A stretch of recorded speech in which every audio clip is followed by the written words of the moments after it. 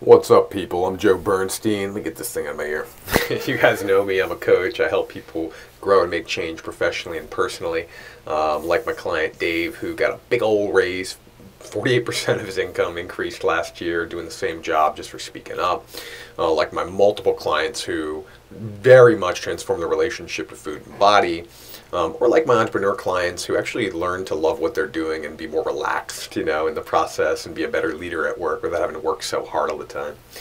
But anyway, I want to talk to you about a particular client I've been working with, and I want to actually address something that most of us experience. I experience it a lot actually myself, which is our actions and our choices aren't aligned with our priorities.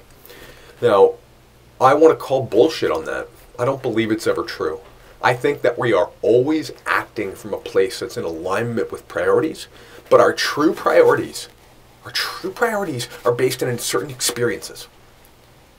And we can at times have stories about what our priorities are that are very motivating and exciting to think about, but somehow aren't the true priority and aren't aligned. So I'm going to walk you through this. Here's a situation. This is a guy who's exploding in his life, in his personal life. He's more fulfilled spiritually than he's ever been. He has a better friendships, better social life than he's ever been. He's healing stuff with his family, with siblings, with his dad. And he's also now in a great relationship, and he's been dating wonderful women even before this relationship in a way that he never thought possible. So he's exploding into new life. But the reason he hired me, the number one reason he hired me, is because he said he wanted to make a career move. He wanted to make more money. He wanted to do something that was more exciting to him. Now, we've set aside a simple goal of taking action for at least 5 hours a week on career growth. And there's all kinds of various creative actions. I won't get into that right now.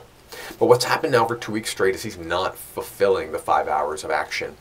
And so when I ask him, what's this about? What's occurring to you? He's a little mixed.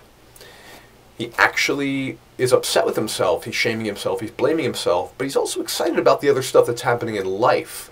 So what he says is, I keep finding something that I think I want to focus on more. And then I use it as an excuse. For example, the past week or so, he put more energy into the work around his father and in connecting with his new girlfriend, right? So how do we figure out what needs to happen next? How do we remove ourselves from a place where we think there's something wrong with us? Because when we think there's something wrong with us, we'll keep showing up as there's something wrong with us. So what we did was identified what he was experiencing. Here's the gap. He has long-term goals. He has long-term visions. He needs to put in effort that doesn't feel good, that isn't exciting, that doesn't light him up right now consistently over the long haul to get to where he wants to go in the future. Now he's pitting that against experiences right now in the now that give him what he wants. So I ask him these questions. What are the experiences you're having now that you're actually prioritizing by your choice? What are they bringing you? Well, they're bringing him so much. They're bringing him love. They're bringing him connection. They're bringing him fun, purpose, moments of stillness. They're bringing him growth. He feels like he's living the life he's wanted to live, except for the professional stuff. He feels like he's becoming an adult, like entering some new level. And he has moments of peace. Now, how do you combat that? And how do you put that against boring trudgery of researching new job opportunities and applying for new job opportunities and doing outreach to people in his professional network? It's really fucking hard.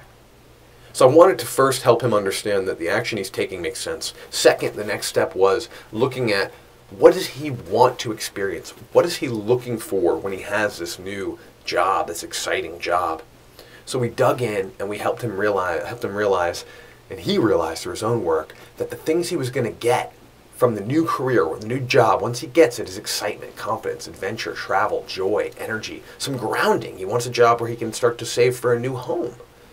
And all the other stuff from above, love, purpose, connection, fun. And he wants to give his gifts in the new work that he does. He wants to return gifts to others. It's not just about him anymore. It's about a lot of other people.